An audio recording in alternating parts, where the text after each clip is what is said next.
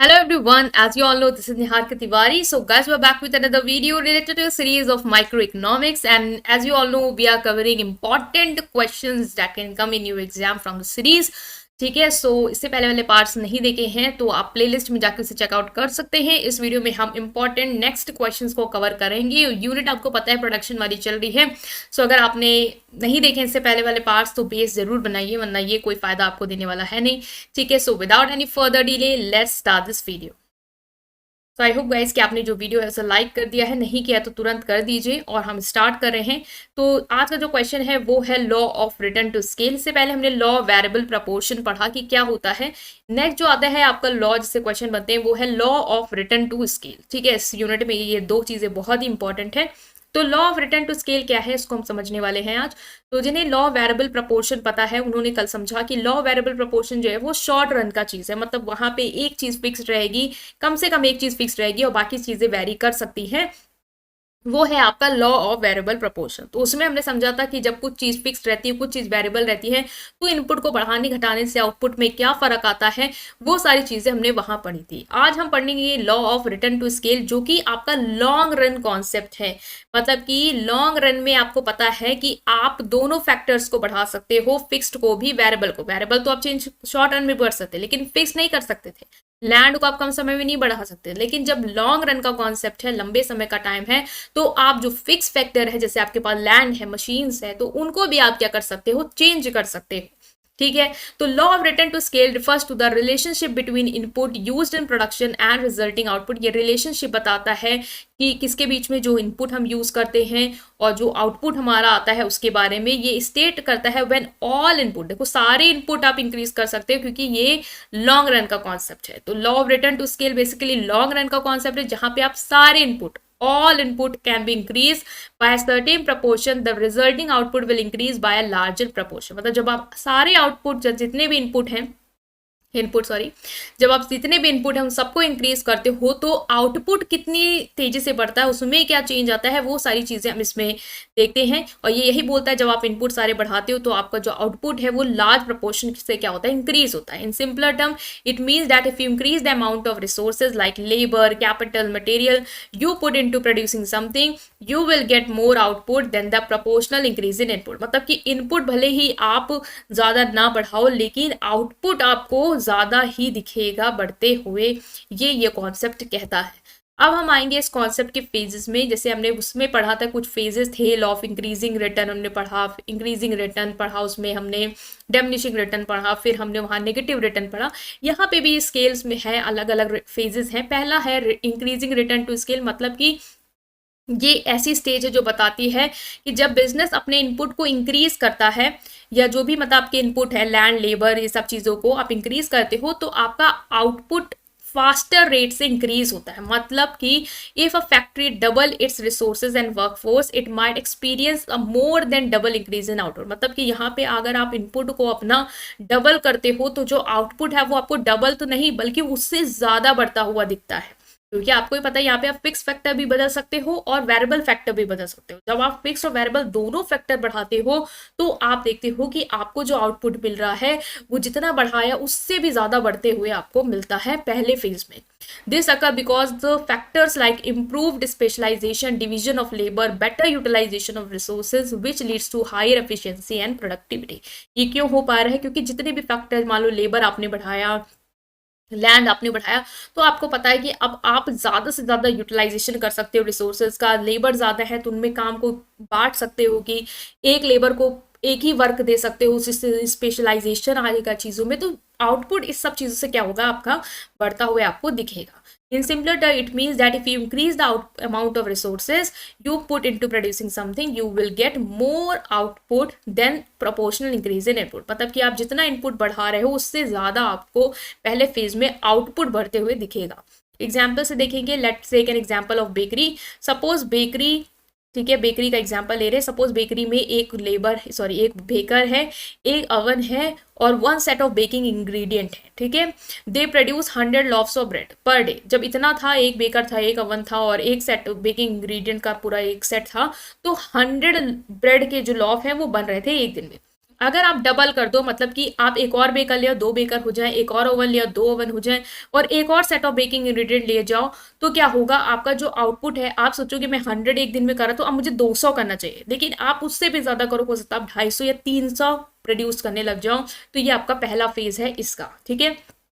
So when the bakery increases input by 100%, ये law of return तो इसके suggest करता है कि आउटपुट जो है वो 100% से अगर उसने इंक्रीज किया है, तो जो आपका आउटपुट है वो और ज्यादा बढ़ेगा, मतलब कि 150% से इंक्रीज होगा। आपको लग रहा है कि मैंने इनपुट इंक्रीज करे हैं, ठीक है, तो मुझे आउटपुट और ज्यादा बढ़ते हुए दिखे, तो आपको आउटपुट और ज्यादा बढ़ते हुए दिखेगा।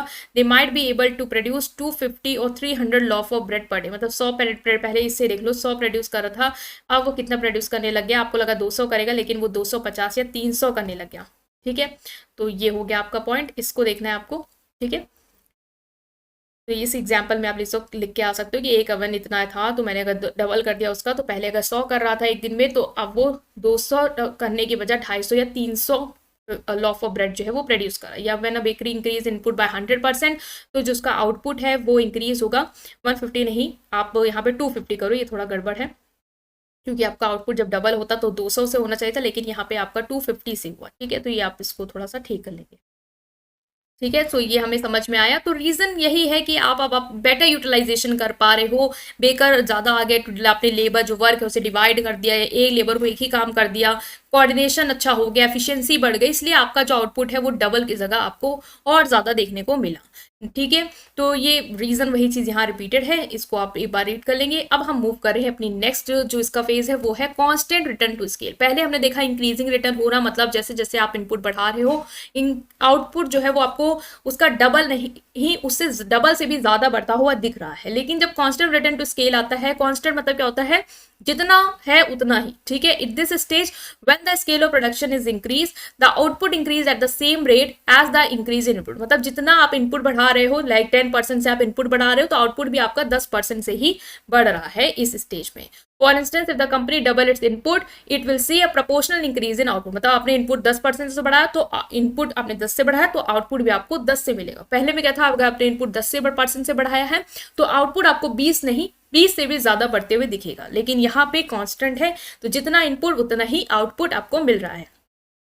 The constant return to scale indicate that the production process is maintaining its efficiency and productivity without significant loss or gain, मतलब ये एक ऐसी स्टेज होती है जहाँ पे इनपुट बढ़ाने से ना ही आपको फायदा हो रहा होता है, ना ही नुकसान हो रहा होता है। आप जो ऑप्टिमम कर सकते थे प्रोडक्शन, वो आप कर रहे हो, बैलेंस्ड हो आप, जितनी एफिशिएंसी प्रोडक्टिविटी आप कर सकते थे, उतने आपने जितना रिसोर्सेज था आपके पास, जितना आपके पास इनपुट बढ़ा के कर सकते थे, वो आप यहाँ पे अचीव करो, ना ही आप लॉस में हो, ना ही आप गेन में हो, ठीक है। Next is constant return to scale in simple term refers to a situation where increasing the scale और size of production leads to proportional increase in output. In other words, if you double all the input used in production, you will see a doubling of the output. मतलब जैसे कोई चीज जितना कर रहे हो उतना ही आपको बढ़ते हुए दिख रहा, ना उससे ज्यादा ना उससे कम, ठीक है।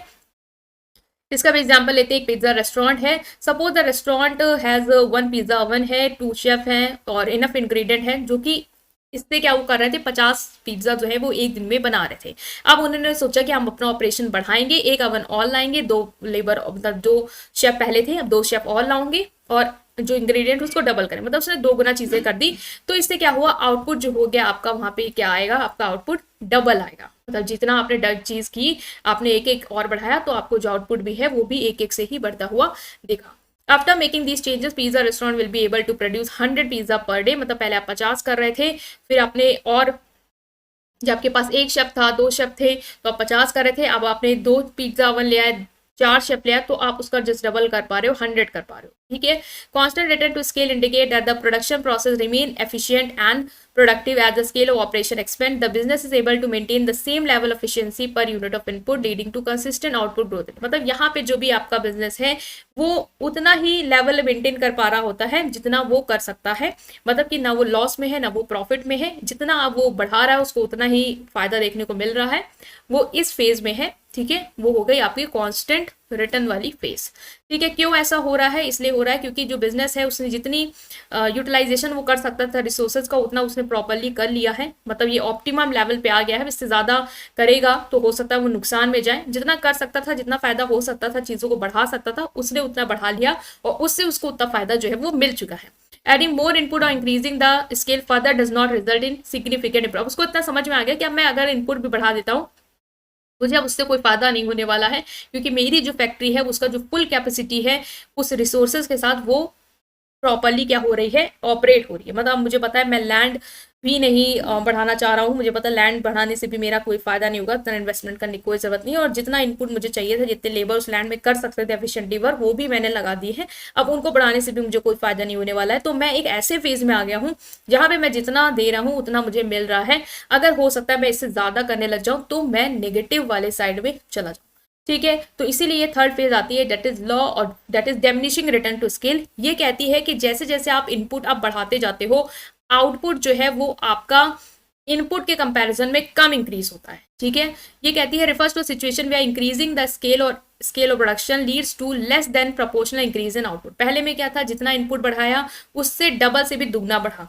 दूसरे में क्या हो, जितना इनपुट बढ़ाया उतना आउटपुट बढ़ा। तीसरे में क्या हो रहा है कि जितना इनपुट आपने बढ़ाया उसके कंपैरेटिवली आउटपुट जो है उतना नहीं बढ़ रहा, उससे कम बढ़ रहा है। ठीक है, if you double all the input used in production the resulting increase in output will be less than double। अगर आप डबल कर रहे हो इनपुट तो आप सोचोगे कि मुझे डबल ही मिल जाए तो कांस्टेंट में आ जाऊं, या डबल से ज्यादा मिल जाए तो मैं इंक्रीजिंग में चला जाऊं, लेकिन ऐसा कुछ नहीं हो रहा है। अब जैसे जैसे आप इनपुट डबल करते जा रहे हो, अब आपको जो रिटर्न देखने को मिल रहा है वो डबल से भी कम, मतलब मैं जितना लगा रही हूँ, मैं 10% से काम कर रही हूँ, मुझे रिटर्न जो है वो 5% का ही मिल रहा है। ठीक है, तो एक ऐसे फेज में आ गए जहां पे हमारा जो रिटर्न आ रहा है वो क्या हो रहा है, डिमिनिश हो रहा है, धीरे धीरे कम हो गया है। To understand this concept, let's consider a cupcake bakery. Suppose the bakery currently has one oven, two baker, and enough ingredient to make 100 cupcakes. 100 cupcakes बनाने के लिए उसके पास एक अवन है, दो बेकर्स हैं और इनफ इंग्रेडिएंट है। अगर वो सोचे कि मैं और ले आऊं, मतलब एक अवन और बढ़ा दूं, दो बेकर और हायर कर दूं, मतलब डबल कर दूं, तो इस फेज में क्या होगा कि उसका जो भी रिटर्न आएगा वो डिमिनिशिंग होगा। मतलब कि उसके आउटपुट तो डबल करेगा लेकिन जो रिटर्न होगा वो स्लोअर होगा उसके इनपुट से। मतलब जो इनपुट उसने डबल किया उसको सोचेगा इनपुट मुझे आउटपुट मुझे डबल ही मिले, लेकिन डबल से भी उसको कम जो है रिजल्ट देखने को अब यहाँ पे मिलेगा। ठीक है, तो आफ्टर मेकिंग दीज चेंजेस उसको लगेगा मैं 100 प्रोड्यूस करा था, मैंने सब चीजें डबल करी तो मैं 200 कपकेक बना पाऊं, लेकिन ऐसा नहीं हो रहा। अब वो सिर्फ 150 कपकेक ही बना पा रहा है। इसका मतलब जितना आपने इनपुट बढ़ाया उतना आपको आउटपुट देखने को नहीं मिला, उससे कम देखने को। ऐसा क्यों हो रहा है, क्यों मैं इनपुट तो बढ़ा रहा हूँ लेकिन मुझे आउटपुट कम देखने को मिल रहा है? क्योंकि हो सकता है कि रिसोर्स कॉन्स्टेंट हो, मतलब कि अब आपका जो प्रोडक्शन है, जो as the scale of production increase there में भी limitation availability of certain resource. हो सकता है जो रिसोर्सेज आपको चाहिए वो इतने अवेलेबल ना हो। बेकरी में चैलेंजेस हो रहे हैं कि स्किल्ड बेकर नहीं मिला। बेकर तो आप ला पा रहे हो लेकिन स्किल्ड नहीं ला पा रहे हो, या फिर इतनी क्वांटिटी हाई क्वालिटी इंग्रेडिएंट नहीं है आपके पास अब इतने, तो आपको वर्कर बढ़ाने से कोई फायदा नहीं देखने को मिलेगा। हो सकता है जितने आपने लोग ले आए हुए आप उस एरिया में उतने लोग नहीं चाहिए थे और अब वो चीज़ें आपने कॉम्प्लेक्स कर दी, अब वो आपस में कोऑर्डिनेट नहीं कर पा रहे, मैनेजमेंट बेकार हो रहा है। तो इससे क्या हो रहा है, आपका जो आउटपुट आपको लग रहा था कि अब ज़्यादा मिलना चाहिए, लेकिन कोऑर्डिनेशन खराब होने की वजह से, मैनेजमेंट खराब होने की वजह से, भीड़ होने की वजह से वो डिक्रीज होना शुरू हो गया, उतना नहीं मिल रहा जितना मिलना चाहिए था, उससे कम मिलना शुरू हुआ। ठीक है, inefficiencies and diseconomies of scale आ गया है। As the scale increases inefficiencies and diseconomies of scale आ जाती है। This could include increase communication and coordination cost. इसमें हो सकता है कि आपका जो कम्युनिकेशन कॉस्ट है, लोगों में इतने लोग आप आपस में कम्युनिकेट करना या कोऑर्डिनेट करने की जो कॉस्ट है वो क्या हो रही है, ज़्यादा आ रही है।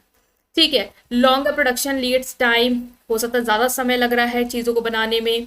फ्लेक्सिबिलिटी कम हो गई है, लोग इधर उधर मूव नहीं सही से कर पा रहे, इतनी भीड़ है, भाड़ है, तो इन सारी चीज़ों की वजह से हो सकता है कि जो आपको लगता है प्रोडक्शन ज़्यादा देखने को मिलना चाहिए था वो कम होता आपको देखने को मिल रहा है। As such inefficiency can result in less than proportional increase in output. तो आपको प्रोपोर्शनल इंक्रीज आउटपुट लग रहा था कि इतने से मुझे इतना फायदा होना चाहिए, अब वो नुकसान में बदल गया है। तो ये वाला पूरा जो आपका टॉपिक था वो था आपका law of return to scale.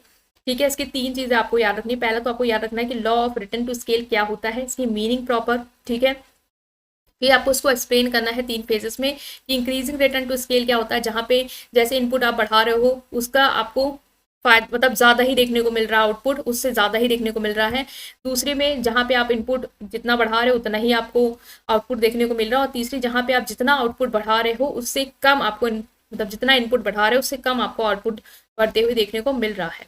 तो ये कुछ थे रिटर्न टू स्केल, और वो हमने पढ़ा था इससे पहले लॉ ऑफ वेरिएबल प्रपोर्शन, ठीक है, लॉ ऑफ उसको भी हम लोग बोलते हैं लॉ ऑफ रिटर्न बोलते हैं। ये law of return to scale है, कंफ्यूज नहीं होना दोनों चीज़ों में, दोनों अलग हैं, डिफरेंट हैं। वो शॉर्ट रन का कॉन्सेप्ट है, ये लॉन्ग रन का कॉन्सेप्ट है। आई होप कि समझ में आया है। इससे पहले वाले पार्ट्स नहीं देखे तो प्लीज़ चैनल की प्लेलिस्ट में जाके इसको देखिए, और इस वीडियो को करेंगे लाइक, चैनल को करेंगे सब्सक्राइब। Thank you.